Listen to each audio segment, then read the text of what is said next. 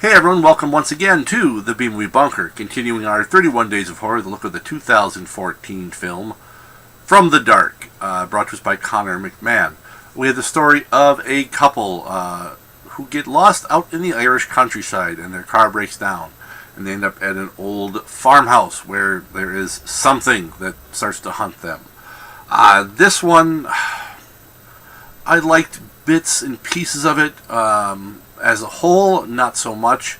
I will say that some of the good things, there is some good cinematography, which again is a recurring theme in a lot of these films. They have someone at the camera and with a good eye who captures a lot of good stuff, and someone is directing the camera work well.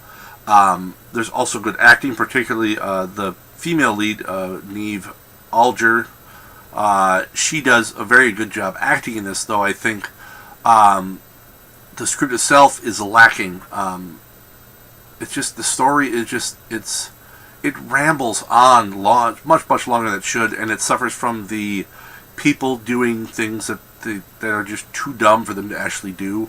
And skipping the whole, they're scared. And I understand that, but it's doing things in general that don't make sense.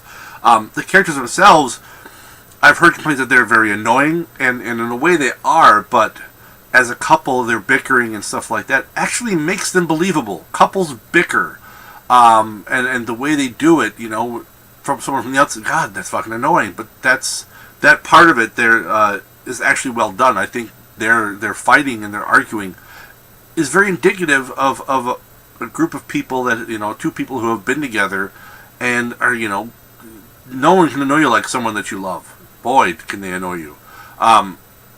So that part I really liked. The creature itself was fine. There's bits and pieces that just don't add up. And it just goes on way too long.